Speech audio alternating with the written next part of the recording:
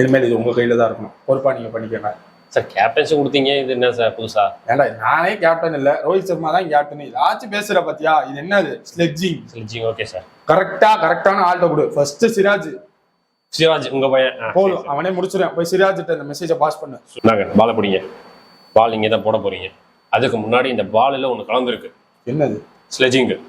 யார் சொன்னா? உங்களோட அண்ணன் விராட் கோலி. இப்போ பாருங்க ஆட்டத்தை. என்னடா பேஸ்பால்னு கூப்பிட்டு வந்து தடவிட்டு இருக்காங்க. பேஸ்பால காமிங்கடா. என்னடா டெஸ்ட் மேட்ச் விளையாடுறீங்க? ஓகேவா? பத்தலையா பாய்? இன்னும் ஃபயரா வேணுமா பாய்? சரி, அப்ப நீங்க ஏதாச்சும் பண்ணி காமிங்களே. டேய் என்னடா கிரிக்கெட் விளையாடுறீங்க? கொஞ்சம் என்டர்டெயினா விளையாடுடா. சும்மா போர் அடிக்கிற மாதிரியே விளையாடுறீங்கடா. இருடா நான் வரேன்டா. இந்த மாதிரி பண்ண சொன்னாரு, எதுவும் உங்களுக்கு செட் ஆகல. அப்போ கடைசியா இதான் நம்ம ஜடேஜாட்டே கொடுத்துரும். நீங்களே போய் கொடுத்துருங்க.